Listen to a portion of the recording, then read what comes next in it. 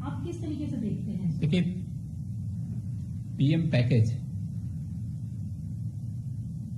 स्वदेशी के माध्यम से स्वावलंबन का मार्ग प्रशस्त करने और एक आत्मनिर्भर भारत बनाने की आदरणीय प्रधानमंत्री जी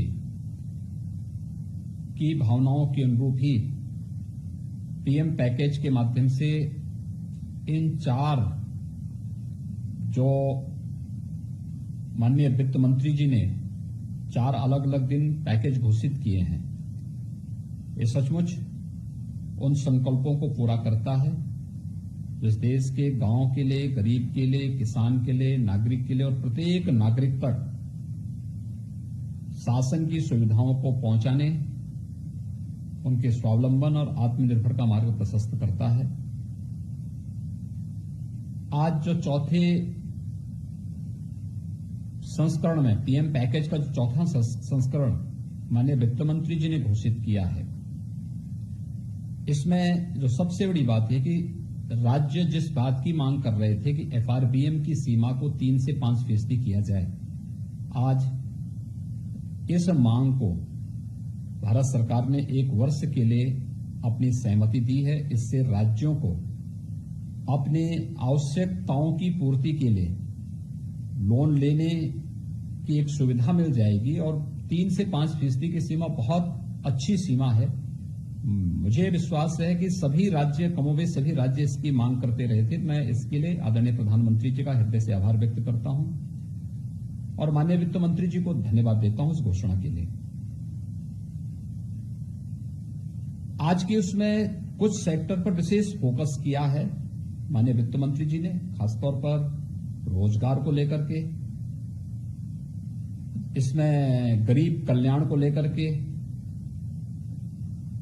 स्वास्थ्य को लेकर के और शिक्षा को लेकर के। अगर हम रोजगार की बात देखेंगे तो बहुत बड़ा कार्य इस पर पहले ही पैकेज के हर एक चरण में देखने को मिला है। एमएसएमई सेक्टर के लिए जो घोषणा पहले दिन हुई थी और जिस प्रकार से पूरे देश के अंदर उसका स्वागत हुआ है, ये हमारा बैकबोन है। जैसे लोकल को ग्लोबल बनाने की आदरणीय प्रधानमंत्री जी ने बात कही है, तो ये उसका आधार है। और एमएसएमई सेक्टर को अगर आप देखेंगे तो इसमें जो सबसे बड़ी बात है, इंसॉल्वेंसी के नियमों में ढील दी गई है 1 लाख से 1 करोड़ तक। मेरा अनुमान है कि देश का जो सबसे बड़ा एमएसएमई सेक्टर है वह उत्तर प्रदेश में है, तमिलनाडु में है और देश के अन्य जो राज्यों में है। ये देश की अर्थव्यवस्था की बैकबोन है और इससे बहुत मजबूती मिलेगी और रोजगार सृजन के भी ढेर सारे अवसर इससे प्राप्त होंगे। दूसरा, प्रवासी श्रमिकों की सकुशल और सुरक्षित वापसी के लिए भारत सरकार ने श्रमिक एक्सप्रेस लगाए हैं। 85% रेल मंत्रालय और भारत सरकार इसमें योगदान दे रहा है। सभी राज्य अगर अपने हिस्से का राशि सहयोग में दे देंगे तो निःशुल्क सभी श्रमिकों को उनके घर तक और उनके गृह जनपद तक आसानी से पहुंचाया जा सकता है।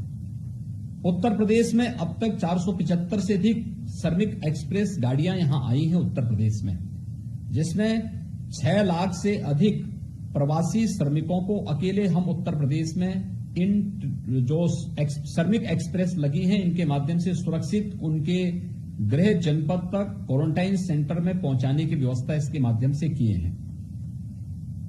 लेकिन इन प्रवासी श्रमिकों के बारे में भी जो व्यापक कार्य योजना घोषित हुई है, एक पहले पैकेज में प्रधानमंत्री गरीब कल्याण पैकेज में प्रधानमंत्री जी ने 1,70,000 करोड़ रुपए की जो घोषणा की थी, इसमें हर एक यानी देश के 80 करोड़ लोगों को फ्री में राशन देने की व्यवस्था।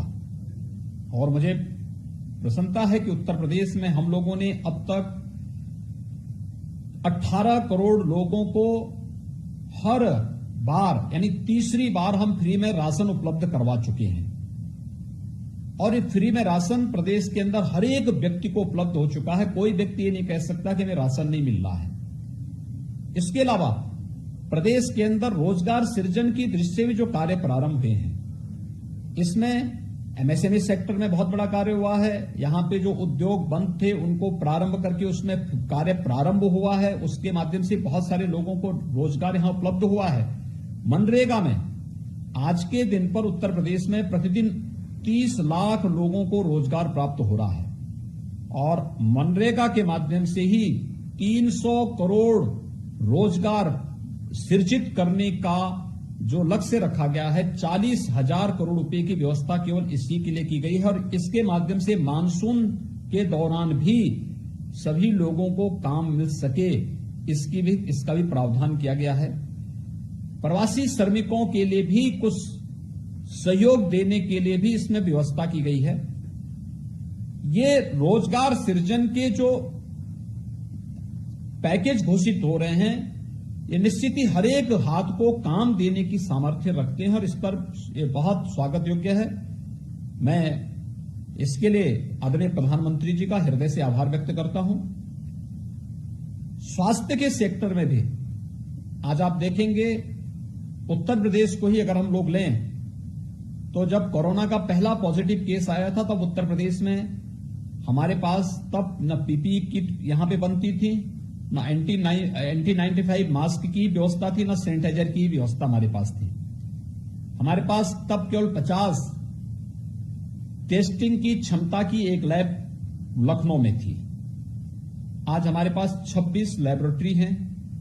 पर्याप्त मात्रा में भारत सरकार हमें किट उपलब्ध करा रहा है और प्रतिदिन हम लोग इस समय 6,000 टेस्ट प्रतिदिन कर रहे हैं। अगले 2-3 दिन के अंदर हम इस क्षमता को बढ़ा करके 10,000 तक करने जा रहे हैं। लगभग अब तक प्रदेश में 1.25 लाख से अधिक टेस्ट हम लोग संपन्न कर चुके हैं और कुशलतापूर्वक न केवल इस क्षमता का विस्तार हम लोगों ने भारत सरकार के सहयोग से किया है, अपितु लेवल 1, लेवल 2, लेवल 3 के कोविड हॉस्पिटल की भी एक लंबी श्रृंखला खड़ी करते हुए हम लोग अब तक 55,000 से अधिक केवल कोरोना पॉजिटिव के केसेज के उपचार के लिए 55,000 से अधिक बेड स्थापित कर चुके हैं और प्रदेश के सभी 75 जनपदों में आज वेंटिलेटर की सुविधा हमारे पास मौजूद है। ये व्यवस्था हम लोगों ने आज के दिन पर प्रदेश के अंदर अपनी व्यवस्थाएं प्रारंभ कर दी हैं। इन कार्यक्रमों को हम बहुत अच्छे ढंग से आगे बढ़ा रहे हैं। आज पीपीई किट उत्पादन की 26 यूनिट अकेले यूपी में स्थापित हो चुकी हैं। ये एमएसएमई सेक्टर को जो योगदान भारत सरकार ने दिया उसका परिणाम है। सैनिटाइजर न केवल उत्तर प्रदेश आज इस मामले में हमारी फैक्ट्रियां, डिस्टिलरीज इसमें पर्याप्त मात्रा में सैनिटाइजर उपलब्ध करा रही हैं, बल्कि हमने 28 राज्यों को भी सैनिटाइजर यहां से भेजा है और उन 28 राज्यों में पर्याप्त मात्रा में सैनिटाइजर आज के दिन पे उपलब्ध हुआ है। तो स्वाभाविक रूप से यह स्वास्थ्य सेक्टर में भी जो बहुत बड़ा काम हुआ है, ये पहले से भी आदरणीय प्रधानमंत्री जी का एक फोकस सेक्टर रहा है और उसमें उत्तर प्रदेश के अंदर विगत 3 वर्ष के अंदर 29 नए मेडिकल कॉलेजेस बनने प्रारंभ हुए हैं, जिनमें पिछले साल हमने 7 में प्रवेश भी प्रारंभ कर दिया।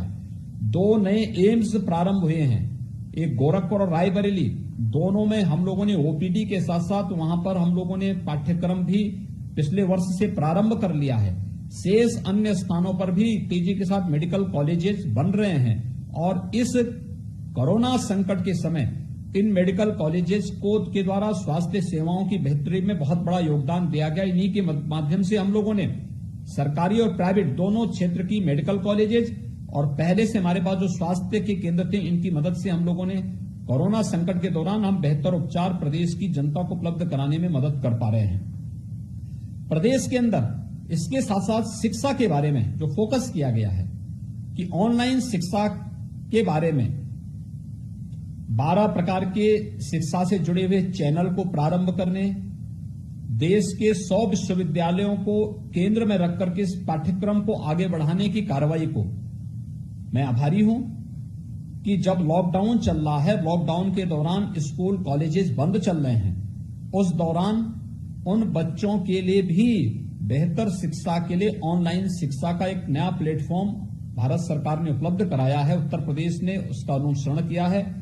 तेजी के साथ हमारे यहाँ पे उच्च शिक्षा में, प्राविधिक शिक्षा में, व्यावसायिक शिक्षा में, माध्यमिक और बेसिक शिक्षा में भी हमने इस कार्यक्रम को अपनाया है और ये हम लोग पूरी तरह आज के दिन पे तैयार हैं कि ऑनलाइन शिक्षा की व्यवस्था भी हम लोग अब अपने प्रदेश के बच्चों को भी उपलब्ध करा पाएंगे। मैं इन सभी घोषणाओं के लिए आदरणीय प्रधानमंत्री जी का आभार व्यक्त करता हूं, माननीय वित्त मंत्री जी को हृदय से धन्यवाद देता हूं कि जो ये आर्थिक पैकेज 20 लाख करोड़ का देश के स्वावलंबन और देश को आत्मनिर्भरता की ओर अग्रसर करने के समय यहां पर घोषित हुआ है और इसको तेजी के साथ क्रियान्वयन प्रारंभ हुआ है। ये निश्चित ही भारत को दुनिया की एक महाशक्ति के रूप में उभारने में तो मदद करेगा ही, साथ ही साथ कोरोना के खिलाफ देश की लड़ाई को मजबूती के साथ 135 करोड़ लोगों के साथ मिलकर के हम जीतने में सफल होंगे। मैं इस बेहतरीन पैकेज के लिए प्रधानमंत्री मोदी जी का और वित्त मंत्री श्रीमती निर्मला सीतारमण जी का हृदय से आभार व्यक्त करता हूं।